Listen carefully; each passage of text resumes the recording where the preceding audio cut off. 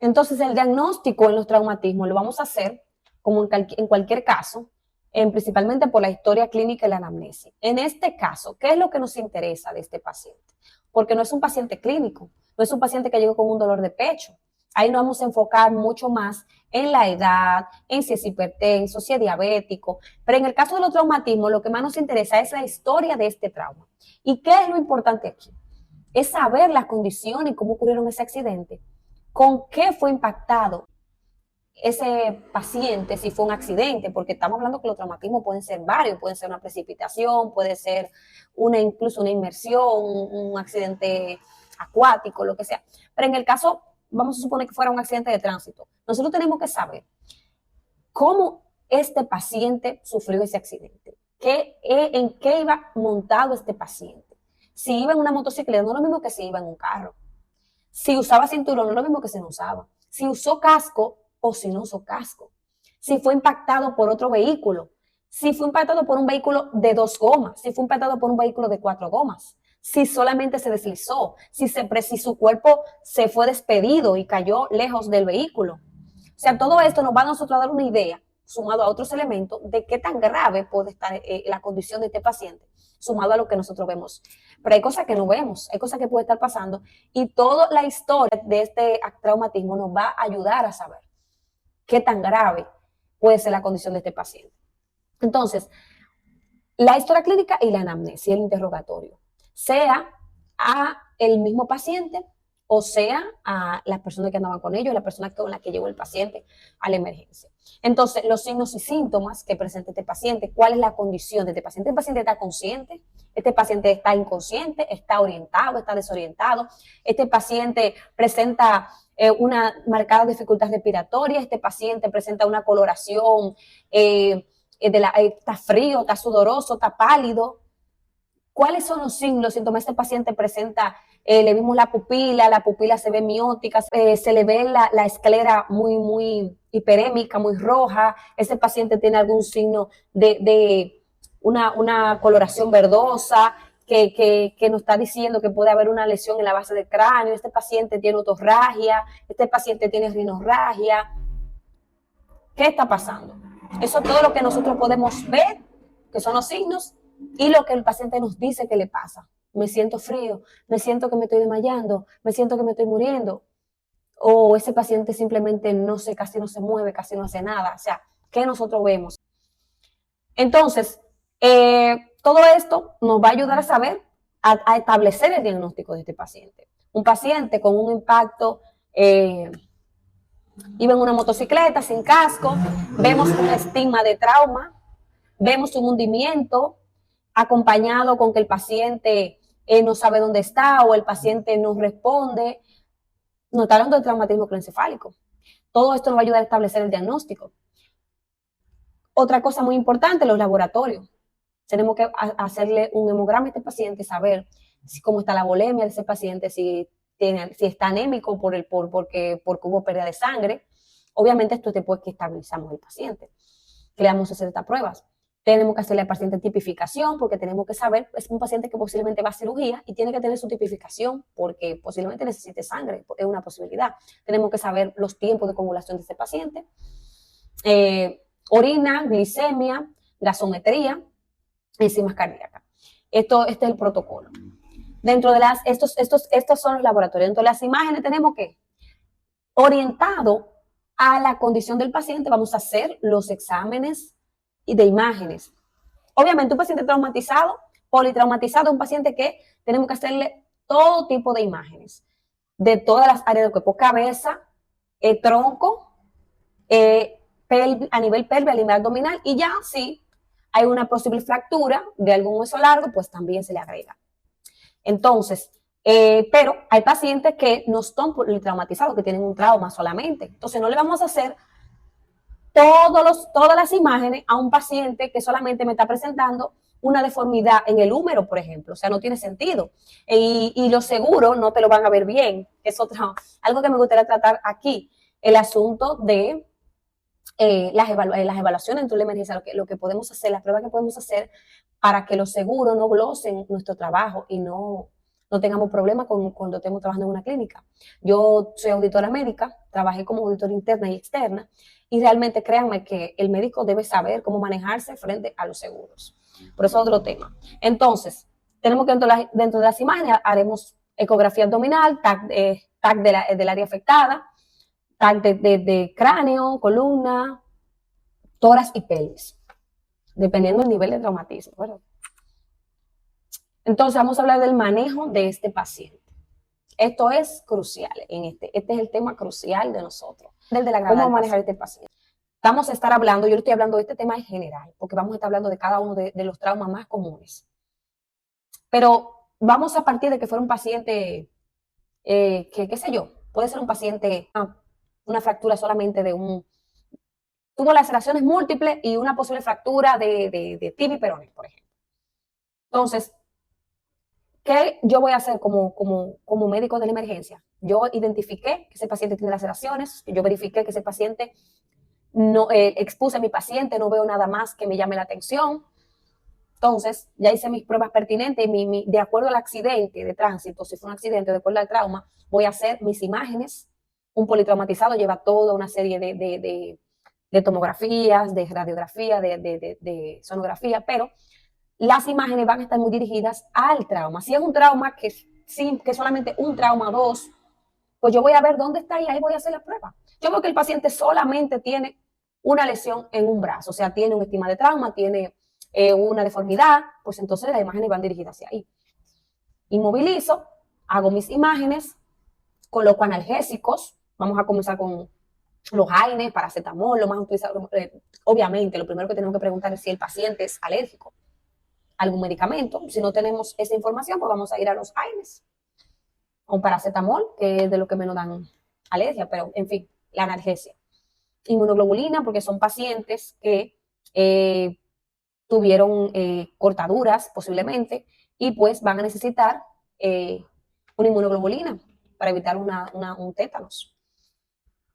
La antibioterapia, esto va a ser ya por internamiento. Aquí no vamos a utilizar antibioterapia dentro de la emergencia. Las transfusiones van a ser posteriores ya a internamiento y cirugía, pacientes que van a cirugía. Pero en la emergencia, analgesia, inmovilización del área que deba de ser inmovilizada. Eso básicamente va a ser el tratamiento y todo va a depender del trauma. Pero como le digo, este primer tema es general. Entonces, vamos a hacer un resumen de esta clase, que yo creo que es la base de todo lo demás que vamos a hablar en las demás clases. Lo primero que vamos a hacer es identificar el paciente crítico. ¿Qué es un paciente crítico? Es un paciente que, si no hay una intervención médica inmediata, el paciente va a morir en segundos a minutos. ¿Qué me mata a un paciente de segundo a minuto? Una obstrucción aérea, una hemorragia de un vaso grande, una dificultad ventilatoria, el paciente no está recibiendo oxígeno, el paciente tiene un neumotórax y el paciente no puede respirar por sí mismo, necesita ventilación, necesita asistencia para respirar, para ventilar. Entonces, en este caso, paciente crítico, dar soporte vital. Soporte vital. ¿Qué es el soporte vital? Yo voy a ayudar a mi paciente a respirar y voy a ayudar a mi paciente a que le llegue oxígeno a la sangre. Por ejemplo, un paciente que esté en paro cardiorrespiratorio es un paciente que va a necesitar de soporte vital. Primero, si no tenemos soporte vital avanzado, que es la colocación de un tubo endotraqueal, entonces lo que vamos a hacer es dar soporte vital básico, que es ventilación, ayudarlo a respirar con una bolsa mascarilla, estabilizo el cuello, le doy soporte vital, le doy aire para que le llegue oxígeno y compresiones, que eso es otro tema aparte, me gustaría darlo aquí también, el soporte vital, que no se lo puedo explicar hablándole aquí, sí, eso tan simple, es un tema aparte, pero es súper importante porque hay muchos pacientes de estos que van a necesitar soporte vital. Entonces, corregir las situaciones potencialmente mortales, que ya identifiqué que el paciente no es crítico, entonces vamos a ver qué cosas potencialmente me pueden acabar con la vida del paciente. El anamnesis, súper importante que nosotros sepamos qué pasó, que nosotros hablemos con el paciente, hablemos con el familiar, hablemos con el que estuvo ahí. La historia clínica y la anamnesis, sumamente importante. Nosotros como dentro de la emergencia después que estabilizamos al paciente, lo primero es que el paciente esté estable. ¿Qué es que el paciente esté estable? El paciente, el ABCD. El ABC es la estabilidad. ABCD me va a decir a mí que el paciente está estable. Porque la D, que es el déficit neurológico, aún tenga un déficit neurológico, que puede ser algo grave, pero eso no va a acabar con la vida del paciente de forma inmediata. Entonces, inmediatamente yo estabilizo a mi paciente, yo digo, yo le puse una vía permeable, porque ese paciente puede necesitar adrenalina, puede necesitar que se le aumente la volemia, que se le ponga líquido, lo que sea. Lo primero es una vía permeable. Después que yo identifiqué que el paciente ya no se me está desangrando, que el paciente no tiene una obstrucción de las vías aéreas, que el paciente no necesita ventilación, entonces yo tengo un paciente estable. Ahora, ¿qué yo voy a hacer? Ya yo sé que ese paciente no se me va a morir, a menos que haga un paro, una cosa. No se me va a morir en minutos. Entonces yo voy a ver ahora qué está pasando dentro del paciente. ¿Con qué? Con las pruebas de laboratorio y con las imágenes. Pero no solamente yo voy a ver qué está pasando, yo me voy a preparar para que si ese paciente tiene que ir a cirugía, con una tipificación, con un hemograma, cuánto tiene, una gasometría. Yo tengo que saber si ese paciente, cuánto tiene de hemoglobina, si está anémico, si perdió mucha sangre, si tiene una anemia previa al accidente o previa al trauma y se complicó con la que tiene con la pérdida de sangre. Entonces ahí yo voy a verificar todo esto es por prueba de laboratorio. Pero ya cuando tengo mi paciente estable, porque yo con un paciente desangrándose no me voy a poner un hemograma. Tipificación, qué tipo de sangre tiene ese paciente, porque si ese paciente va a cirugía, usted no le puede venir al cirujano, tiene que venirle con, no, mire, lo más lindo que le puede pasar a usted como médico general es que usted le entregue al cirujano o al internista todo lo que el paciente necesite en la mano.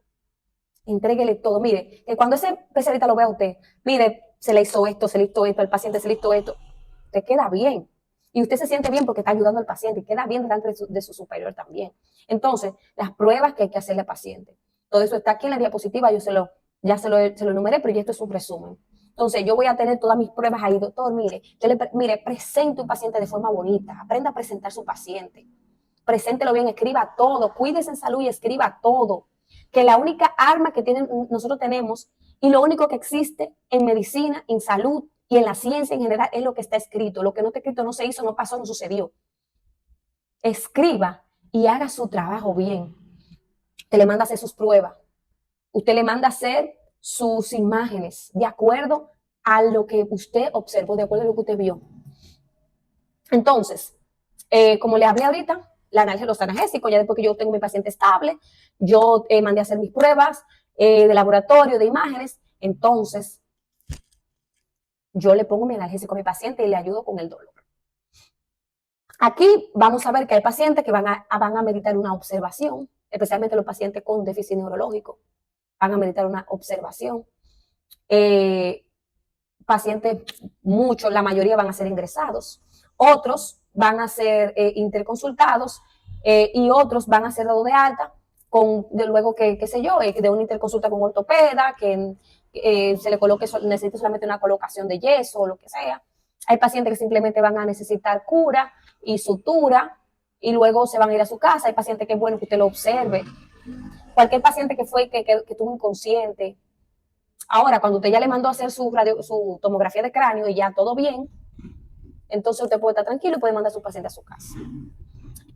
Bueno, este ha sido el primer tema. Espero que haya sido satisfactoria la experiencia. Yo quiero que ustedes me escriban ahí todas las dudas que tengan para yo verlas y en el próximo, antes de comenzar con el segundo tema, entonces yo responder las preguntas que ustedes tengan. Si tienen alguna inquietud, si algo me faltó, por favor me lo escriben, me lo dejan saber, para entonces yo darles respuesta a todo esto. Y nada, ha sido un placer. Espero que nos volvamos a ver en el segundo tema que estaremos hablando. Vamos a ver cuál es el tema que corresponde. Vamos a estar hablando de politraumatismo y trauma múltiple. Entonces, señores, yo creo que esto es muy bello. La medicina es muy bella, muy hermosa. Salvar la vida a una gente. Sabemos que el primero Dios, o sea, estamos claros con eso de que primero Dios, pero cuando tú entiendes que tú hiciste todo lo que tuvo en tus manos como profesional, por ese paciente, tú tienes una satisfacción enorme cuando tú luego lo ves. Algo tan simple como hacerle una buena sutura a un paciente y que el paciente te vea como me pasó y te diga, wow, doctora, gracias, porque eso me quedó bonito, no quedé mi cara, no me quedó esa cicatriz fea porque usted me hizo una buena sutura. Todas esas cosas, señores, dan una satisfacción enorme. Y como les digo, ser profesionales, aprender a presentar un paciente correctamente, aprender a hacer una buena historia clínica. Yo quisiera dar ese tema de la historia clínica. Usar los términos correctos médicos a la hora de presentar un paciente, saber los protocolos de cada una de las patologías. Ustedes saben, ya le dije en este tema y creo que para mí una de las cosas más importantes es, primero, que usted sepa identificar el paciente crítico y que pueda ayudarlo, el paciente que necesita inminentemente ayuda para no morir en segundo. Luego, estabilizar ese paciente hemodinámicamente, mandarle a colocar sus soluciones, su sonda, hacerle sus pruebas químicas, hacerle sus imágenes y presentarle bien ese paciente a su emergenciólogo, presentarle ese paciente al especialista. Eso es hermoso. Eso yo quiero que todo el que esté tomando este curso haga eso, cuando llegue a un lugar, haga eso bien. Yo quisiera en el próximo tema traer un caso clínico, traer algo tangible para que usted ponerle un ejemplo de todo esto, de lo que hablamos hoy. Fue teórico, pero quiero hacer una parte más práctica, donde yo le pueda mostrar cómo se hacen estas cosas, cómo hacerlo. Voy a ver qué elaboro en esa parte, pero sí quiero hacer eso. Y nada, hasta esto ha sido todo por ahora. Continuaremos más adelante, la próxima semana. Entonces estaremos subiendo el próximo video. Y nada, bendiciones.